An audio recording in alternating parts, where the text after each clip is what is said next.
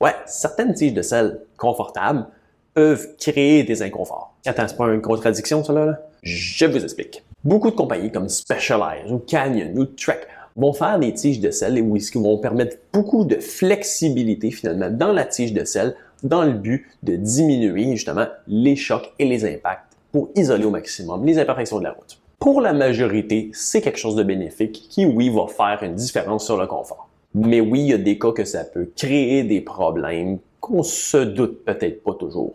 Puis le pourquoi, ça s'explique par la conception de ces tiges de sel-là qui sont pas vraiment une suspension finalement. Parce que si c'était une suspension avec un choc, il y aurait un débattement finalement horizontal. Mais non, c'est que finalement, comme il y a une déflexion de la tige de sel, c'est que quand il va y avoir un impact, il va y avoir une déflexion, la tige de sel va plier vers l'arrière. Puis là, vous me voyez peut-être venir avec le mouvement.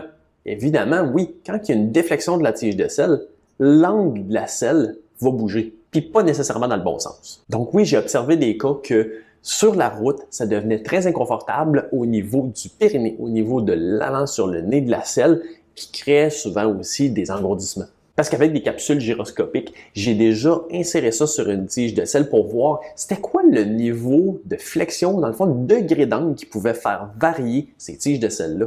Puis évidemment, ça dépend, mais j'ai enregistré des mesures jusqu'à plus de 6 degrés. Donc, quand il y avait une déflexion, le nez de la selle relevait de 6 degrés. C'est pas petit, là.